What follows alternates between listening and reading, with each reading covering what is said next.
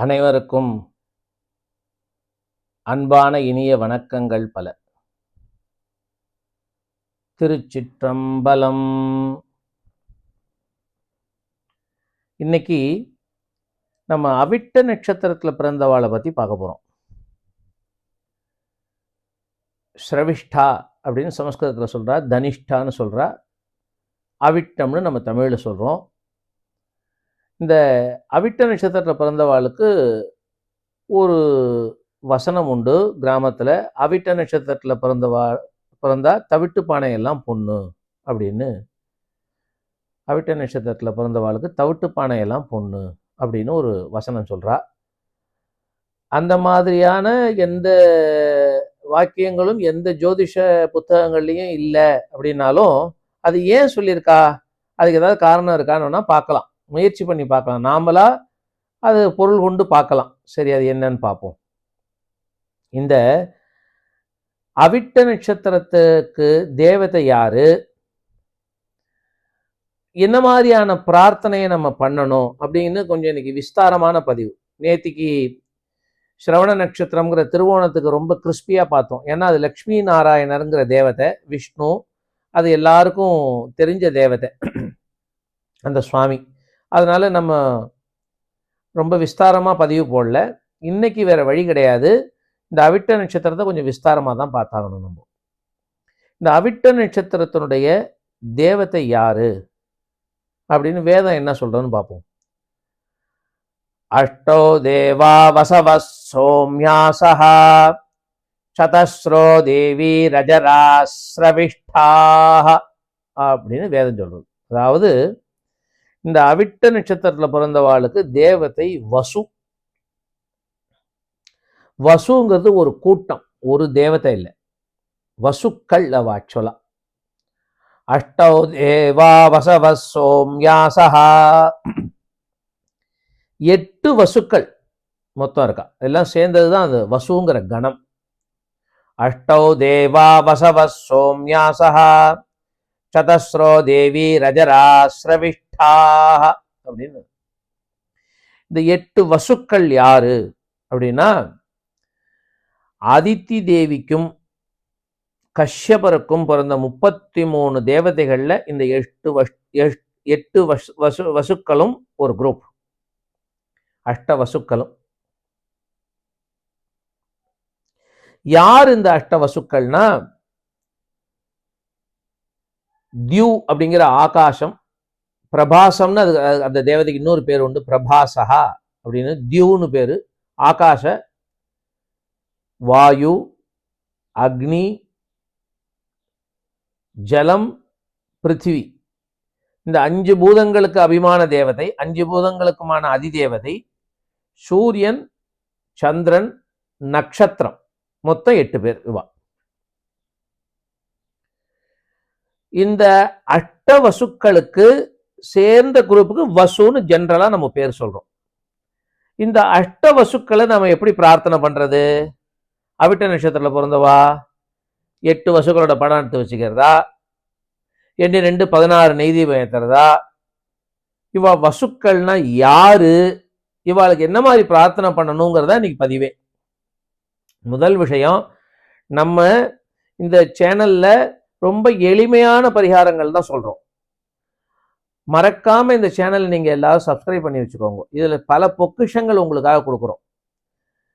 இப்ப இந்த 8 வசுக்களை நாம எப்படி பிரார்த்தனை பண்றதுன்னா, தனித்தனியா பிரார்த்தனை பண்ண முடியாது. பிரார்த்தனை பண்றதுக்கான அவகாசமும் இப்ப இல்லை. பண்ணலாம், தனித்தனியா பிரார்த்தனை பண்ண முடியாதுன்னு இல்லை, அதுக்கான அவகாசமும் இல்லை இப்போ. அப்போ இந்த 8 வசுக்களை பத்தி தெரிஞ்சுப்போம். தெரிஞ்சுட்டு என்ன மாதிரி பிரார்த்தனையை எளிமையா பண்றதுன்னு பார்ப்போம். இந்த 8 வசுக்கள் இவா தேவதைகள். நான் முன்னாடியே சொல்லிட்டேன், ஆகாசம், வாயு, ஜலம், அக்னி, பூமி, சூரியன், சந்திரன், நட்சத்திரம். நட்சத்திரம்னு எல்லா நட்சத்திர கூட்டங்களுக்கும் தேவதை, ஒரு தேவதை, நட்சத்திர தேவதை. இந்த 8 வசுக்களுக்கு ஒரு சோதனை காலம் வந்து கொடுத்து, பிரபாச தியூங்கிற வசுவை மற்ற 7 வசுக்கள்லாம் தூண்டி விட்டு இந்த தியூங்கிற வசுவுடைய ஆத்துக்காரி தியூங்கிற வசு கிட்ட, பிரபாசாங்கிற வசு கிட்ட போய் வசிஷ்டர்கிட்ட இருக்கக்கூடிய நந்தினிங்கிற பசுவை அபகாரம் பண்ணிட்டு வர சொல்லிட்டா. வசிஷ்டருக்கு இந்த விஷயம் தெரிஞ்சு போய் சாபம் கொடுத்துட்டார். நீங்க 8 பேரும் பூமியில போய் மனுஷனா பிறந்து உங்க பாப கர்மாக்களை போக்கிண்டு வாங்கோன்னு தேவதையா இருக்கிற அவளுக்கு மனுஷ ஜென்மம் ஆகட்டும்னு சொல்றா. அவெல்லாம் பிரார்த்தனை பண்ணிக்கிறா போய் வசிஷ்டர்கிட்ட. தெரியாதனமா பண்ணிட்டோம், இதுக்கு வழி என்ன அப்படின்னு சொன்னப்போ, சீக்கிரமா நாங்க மறுபடியும் திரும்பி வந்தோம். சாபம் வாங்கினது தான். எப்பொழுதுமே தோஷத்துக்கோ சாபத்துக்கோ பரிகாரம் இல்லை, வராமலாம் தடுக்க முடியாது, வந்த சாபத்தை நீக்கிக்க முடியாது. வந்த சாபத்தை அனுபவிக்கிறதுக்கான சக்தியை பெறலாம், அதுதான், அதுக்குதான் பரிகாரம். நான் இதை ஜோதிஷத்துல இந்த 40 வருஷமா எல்லார்கிட்டையும் அதான் சொல்லிட்டு இருக்கேன். ஜாதகத்துல ஒரு தோஷம் வந்துடுத்துனா 6ஆம் பாவாதிபதியாலேயோ 8ஆம் பாவாதிபதியாலேயோ 12ஆம் பாவாதிபதியாலேயோ, அது இந்த 3 பேர் தான் முக்கியம். அதை தவிர 4, 10 இவா 2 பேருக்கும் 50-50, பாக்கி இருக்கிற 3 பேருக்கும் 100%. இந்த 3 பேரு இல்லைன்னா 4ஐயும் 10ஐயும் சேர்த்துட்டு அந்த 5 பேர், இந்த 5 அதிபதியினால ஒருத்தருக்கு ஒரு தோஷம் வறுமையானால் அதை தடுக்க முடியாது. வந்த தோஷத்துக்கான கடுமையை தாங்குவதற்கான சக்தி. இப்ப ஒரு 10 லட்சம் ரூபாய் ஒருத்தருக்கு நஷ்டம் ஏற்பட போறது அப்படின்னு தோஷம் வந்து நஷ்டம் ஆயிடுச்சுன்னா, நஷ்டம் 10 லட்சம் நஷ்டம் ஆகணுங்கிறது ஆகியே தீரும். ஆனா அந்த 10 லட்சம் ரூபாயை திருப்பி ரீடைன் பண்றது எப்படி, திருப்பி நம்ம சம்பாதிக்கிறதுக்கான வழி என்ன, இல்ல அந்த 10 லட்சம் ரூபாய் நஷ்டத்தை தாங்கறதுக்கான சக்தி. இப்போ 10 லட்சம் ரூபாய் எனக்கு நஷ்டம் ஆக போறது அப்படின்னா, எனக்கு 10 கோடி ரூபாய் பணம் இருந்துன்னு வச்சுக்கோங்க, இந்த 10 லட்சம் நஷ்டம்ங்கிறது எனக்கு வலிக்காது. என்கிட்ட இருக்கிறதே 10 லட்சம், அந்த 10 லட்சம் போயிட்டு வலி வந்துடும். அப்போ அந்த வலியை தாங்கக்கூடிய ஒரு வலிமை வேணும், வலியை தாங்கக்கூடிய வலிமை வேணும், அதுக்குதான் பரிகாரம். இது புறப்பிலேயே நம்ம பிரம்மாட்ட ஒருத்தர் ராகு தோஷம் வந்துடுத்து, ஒரு பஞ்சமஸ்தானத்துல ராகு இருக்கு, பூர்வ புண்ணிய ஸ்தானத்துல ராகு தோஷம் வந்துடுத்துனா, அந்த ராகுவை பிடுங்கி என்ன வேற 6ஆம் இடத்துல வைக்க முடியுமா, 9ஆம் இடத்துல வைக்க முடியுமா, 11ஆம் இடத்துல வைக்க முடியுமா? முடியாது. பிறந்த அன்னைக்கு ராகு எங்க இருக்காரோ, இந்த பூலோகத்துல இருக்கிற பரியந்தம் நமக்கு ராகு அந்த 5ஆம் இடத்துல தான் இருப்பார். அப்ப என்னன்னா, அந்த பூர்வ புண்ணிய ஸ்தானத்துக்கு ஒரு தோஷம் ஏற்படுறதோ இல்லையா ராகுவால, அதை தாங்கறதுக்கான வலிமையை நாம பெறுவதற்கு தான் பரிகாரம். அப்படிதான் நான் சொல்லிட்டு இருக்கேன், அதுதான் வாஸ்தவமும். அப்படியாக இந்த 8 வசுக்களுக்கும் சாபம் வந்துடுத்து. அவ போய் வசிஷ்டத்தை பிரார்த்தனை பண்ணிண்டா. அதுக்கு ஒரு வழி சொன்னார், கங்காதேவிட்ட போய் பிரார்த்தனை பண்ணுங்கோ அப்படின்னு சொன்னார். 8 வசுக்களும் போனா கங்காதேவிட்ட போய் பிரார்த்தனை பண்ணிண்டா. இது மாதிரி தப்பு பண்ணிட்டோம், வசிஷ்டருடைய நந்தினிங்கிற பசுவை நாங்க எடுத்துன்னு வர்றதுக்கான தப்பை பண்ணிட்டோம், அவர்கிட்ட புடுங்கின்னு வர்றதுக்கான தப்பை பண்ணிட்டோம், எங்களுக்கு அவர் சாபம் கொடுத்துட்டார், சீக்கிரமா நீங்க பூலோகத்துக்கு பிறந்து சீக்கிரமா வர்றதுக்கான வழி என்னன்னு நாங்க போய் அவர்கிட்ட கேட்டோம், அதுக்கு நீங்க எல்லாரும் போய் கங்காதேவிட்ட கேளுங்கோ அப்படின்னு சொல்லி நமஸ்காரம் பண்ணி கங்காதேவிட்ட கேட்கிறா. அந்த கங்காதேவி இவா 7 பேருக்கும், ஏன்னா அந்த 7 பேர் தூண்டி விட்டவா பிரபாசங்கிறவன் தான் அபகாரம் பண்ணிட்டு வந்தவன் ஒரு வசு, தியூ ஆகாச அபிமானி தேவதை. ஆகாசத்துக்கு பிரபாச அப்படிங்கிறது தேவதை பஞ்சபூதத்துல. அந்த தியூ தான் அந்த பசுவை அபகாரம் பண்ணினது பிசிக்கலா, பாக்கி எல்லாரும் தவறு செய்வதற்கு தூண்டுதலா இருந்தா. அந்த பிரபாசங்கிற அந்த தேவதைய அந்த பசுவை அழிச்சுடுவான்னு சொன்னது அவ ஆத்துக்காரி. அதனால இந்த பிரபாசங்கிற தேவதையை தவிர பாக்கி இருக்கிற அத்தனை தேவதையையும் இம்மிடியட்டா நான் உங்களை மனுஷ உலகத்திலேருந்து தேவதையா மாத்தி விடுறேன். இந்த பிரபாசங்கிற தேவதை அதுதான், அது பிசிக்கலா தப்பு பண்ணிடுற அவர் தான். அவருக்கு மட்டும் சில காலம் கழிச்சு பூமியிலிருந்து மறுபடியும் தேவதையா மாறுவார். அவர் ஆத்துக்காரி சொன்னதுனால மதிமயங்கி கேட்டதுனால பூலோகத்துல பிறக்கிற அந்த ஜென்மா பூர்த்தியா கல்யாணமே பண்ணிக்காம இருப்பார் அப்படின்னு ஒரு உபாயத்தை சொல்லி அந்த கங்கா தேவி தான் சந்தனு மகாராஜாவை கல்யாணம் பண்ணிண்டு 8 குழந்தைகளை பெற்றுக்கிறா. 7 குழந்தைகளை பிறந்த உடனேயே ஆத்துல விட்டுடுறா. செத்து போயிடுறது குழந்தைகள். அதெல்லாம் மறுபடியும் வசுக்களா பிறந்துடுறது. தியூங்கிற வசு மட்டும் பூலோகத்துல ஜீவிச்சு அந்த பாவங்களை பூர்த்தியா அனுபவிச்சுட்டு கடைசியா மேல வந்தார். அவர் தான் பீஷ்மாச்சாரியார்.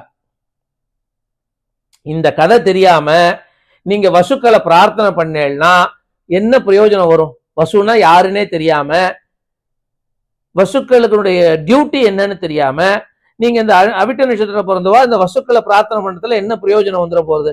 அதனாலதான் இந்த கதையை ரொம்ப கிறிஸ்பியா சொன்னேன். இது மட்டும் விஸ்தாரமா சொல்லணும்னா 3 மணி நேரம் ஆகும்.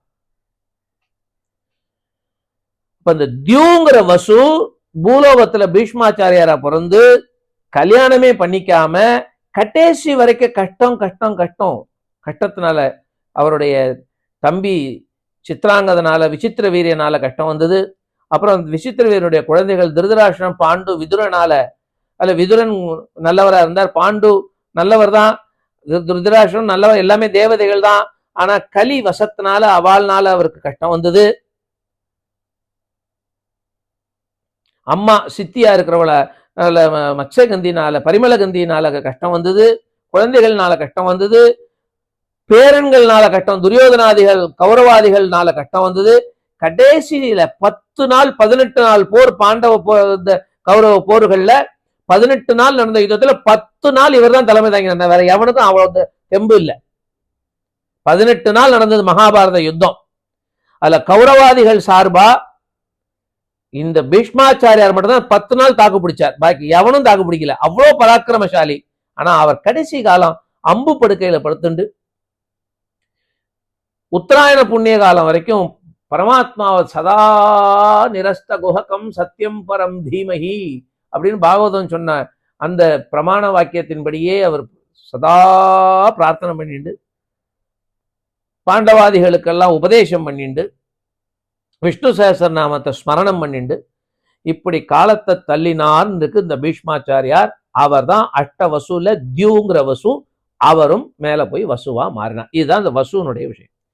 இந்த வசுக்களினால தான் இந்த பஞ்சபூதங்கள்ங்கிற ஒரு மேட்டர் இன்னைக்கு எக்ஸிஸ்டிங்கா இருக்கு. அதனால தான் என்னவோ தெரியல இந்த 8 வசுக்களினுடைய அனுகிரகம் ஒரே ஒருத்தர் கிடைக்கிறதோ இல்லையோ. அதனாலதான் அவிட்ட நட்சத்திரத்துல பிறந்தவாளுக்கெல்லாம் தவிட்டு பானை எல்லாம் பொண்ணு அப்படின்னு அவ சொல்றா போல இருக்கு. அவளுக்கு ஆகாசம் அபிமானமா இருக்கு, பூலோகம் அபிமானமா இருக்கு, அக்னி அபிமானமா இருக்கு, வாயு அபிமானமா இருக்கு, ஜலம் அபிமானமா இருக்கு, சூரியன் அபிமானமா இருக்கா, சந்திரன் அபிமானமா இருக்கா, நட்சத்திரங்கள் அபிமானமா இருக்கு அவ பேர்லன்னா அப்ப அவளுக்கு அவிட்ட நட்சத்திரத்துல பிறந்தவாளுக்கு தவிட்டு பானை எல்லாம் பொண்ணுன்னு வரலாமோ இல்லையோ? சரி, இப்ப இந்த 8 வசுக்களுடைய கதையை சொல்லியாச்சு. இந்த 8 வசுக்களை எப்படி பிரார்த்தனை பண்றதுன்னா தனித்தனியா பிரார்த்தனை பண்றதுக்கு இப்ப சாத்தியம் இல்லை. ஒரு வழி இருக்கு. இவ 8 பேரும் போய் நமஸ்காரம் பண்ணி கேட்டுண்டாலோ இல்லையோ கங்கா தேவிட்ட, உனக்கு நான் பிறக்கிறேன் குழந்தைகளா, எனக்கு நீங்க சாப விமோச்சனம் கொடுக்கணும் அப்படின்னு பிரார்த்தனை பண்ணிண்டா அந்த கங்கா தேவியை அக்செப்ட் பண்ணிண்டா அந்த ஆப்ளிகேஷனை இவா கொடுத்த அந்த விண்ணப்பத்தை ஏத்துண்டா குழந்தைகள் பிறந்தது. குழந்தைகள் பிறந்தவொடனே கங்கையில விட்டா 8வது குழந்தைக்கு மட்டும் நீ கொஞ்ச நாள் கழிச்சுவான்னு சொன்னா ஆக அந்த சாப விமோச்சனம் ஆகிறதுக்கு வழி ஏற்படுத்தி கொடுத்தது யாரு?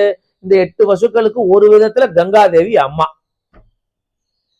அப்போ இந்த அவிட்ட நட்சத்திரத்துல பிறந்தவா நித்தியம் கங்கா பூஜை பண்ணினேன்னு வச்சுக்கோங்க, இந்த 8 வசுக்களும் அனுகிரகம் பண்ணிடுறா. ஏன்னா இந்த 8 வசுக்களுக்கு அனுகிரகம் பண்ணவோ கங்காதேவி தான். அப்போ 8 வசுக்களுடைய அனுகிரகமும் ஒரு சேர கிடைக்கணும்னா நித்தியம் கங்கா பூஜை ஆத்துல பண்ணணும். விஸ்தாரமாவும் பண்ணலாம், சங்கேபமாவும் சுருக்கமாவும் பண்ணலாம்.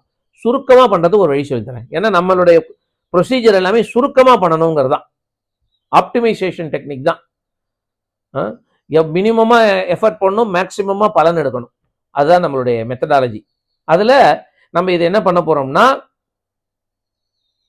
ஒரு கங்கா ஜலபாத்திரம் வச்சுக்கோங்க. கங்கா சொம்புன்னு கிடைக்கிறதோ காசியில அலகாபாத்லாம் ஹரித்வார்லாம் அதை ஒரு செப்பு பாத்திரத்துல போட்டு மேல சீல் பண்ணி கொடுப்பா. லீக்கேஜ் ஆகாம எவாபரேட் ஆகாம இருக்கிறத சீல் பண்ணி கொடுப்பா.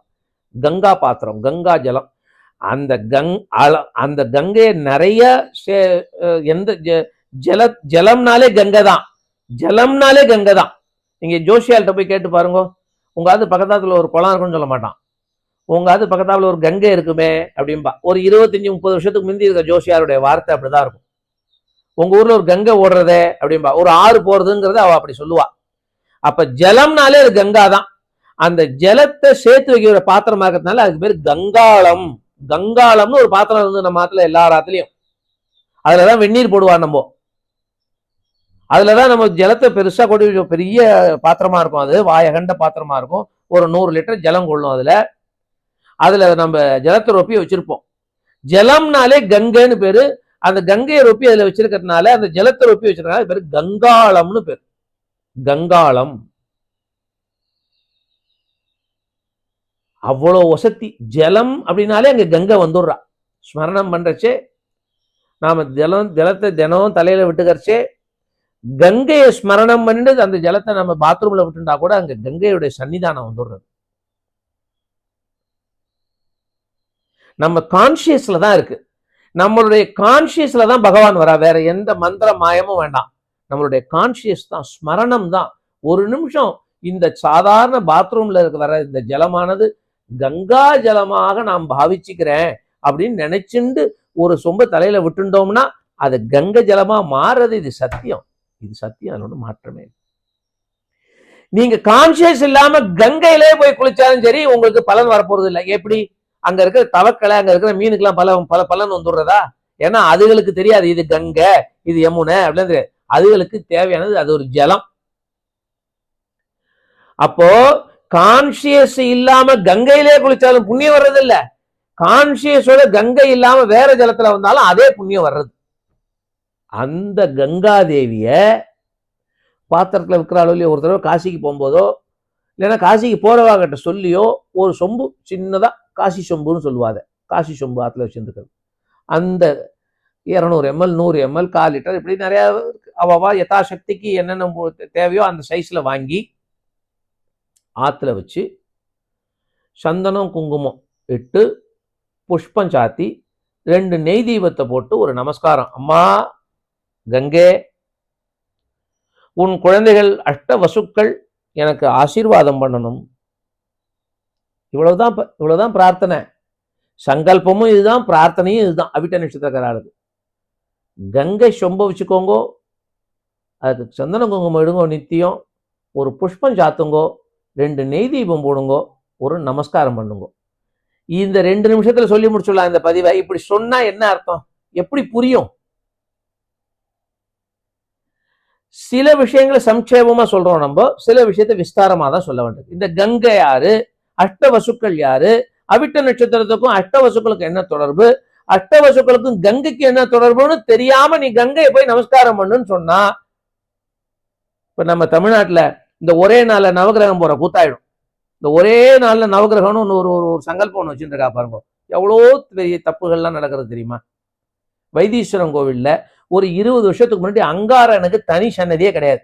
இப்ப கீழ கோபுரத்துக்கு உள்ள வந்தேன்னா அங்காரகனுக்கு தனி சன்னதி வச்சிருக்கா. என்ன காரணம்னா வைத்தீஸ்வரன் கோவில் அங்காரக கஷேத்திரம்னு ஒரு பிரசித்தம் உண்டு. இவளுக்கு அந்த முருகனை பார்த்து, அந்த சுப்பிரமணிய சுவாமி முத்தையா செல்லுமுத்துக்குமார சுவாமியை பார்த்து அங்காரகனா அவளுக்கு தோண மாட்டேங்கிறது. கஞ்சனூர்ல நான் சொல்றேன், இன்னைக்கு 20 வருஷத்துக்கு முன்னாடி அங்க சுக்கிரனுக்கு தனி சன்னதியே கிடையாது. அங்க இருக்கிற அக்னீஸ்வரர் தான் சுக்கிரன். ஆனா ஒரு கான்சியஸ் வரணுங்கிறதுக்காக ஒரு சுக்கிரனை பிரதிஷ்டை பண்ணா, ஒரு கான்சியஸ் வரணுங்கிறதுக்காக வைத்தீஸ்வரன் கோயில்ல ஒரு அங்காரகனை பிரதிஷ்டை பண்ணா, ஒரு கான்சியஸ் வரணுங்கிறதுக்காக பெரும்பள்ளத்துல ஒரு கேதுவை பிரதிஷ்டை பண்ணா. ஒருத்தன் உள்ள போயிருக்கிற சுவாமியை பார்க்க மாட்டேங்கிறானே. நேர கீழ கோபுரத்துக்குள்ள வந்து இறங்கலாம், கட்ட கட்ட கட்ட வாயு வேகம் மனோவேகம் தானே கேள்விப்பட்டிருக்கலாம். அதை விட வேகம் யாருன்னா இப்ப இந்த நவகிரக கஷேத்திரம் தரிசனம் பண்றவா தான் வேகம்.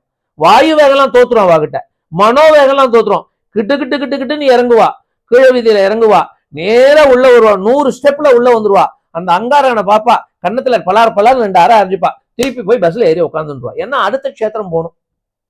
உள்ள இருக்கிற வைத்தீஸ்வரனை யார் பாக்குறது, உள்ள இருக்கிற செல்லுமுத்துக்குமார சுவாமி யார் பாக்குறது, உள்ள இருக்கிற தையல் நாயகி அம்பாளை யாரு பாக்குறது, பாலாம்பிகாவை இல்லையே. காரணம் என்ன தெரியுமா? கான்சியஸ் இல்லாததுதான். இந்த அங்காரகன் உள்ள இருக்கிற எஜமானனா இருக்கிற வைத்தீஸ்வரனுடைய அனுகிரகம் இல்லாமலோ, உள்ள இருக்கக்கூடிய செல்வமுத்துக்குமாரோட அனுகிரகம் இல்லாமலோ வர்றவாளுக்கு அனுகிரகம் பண்ணுவானா? பெரும்பள்ளத்துல இருக்கிற கேது அனுகிரகம் பண்ணுவானா? கஞ்சனூர்ல இருக்கிற சுக்கிரன் அனுகிரகம் பண்ணுவானா? உள்ள இருக்கிற அக்னீஸ்வரரை பிரார்த்தனை பண்ணாம? கான்சியஸ் இல்லையே. இத கொடுக்கறது தான் நம்மளுடைய பதில். கான்சியஸ் வேணும், ஒரு ஸ்ரத்த வேணும்.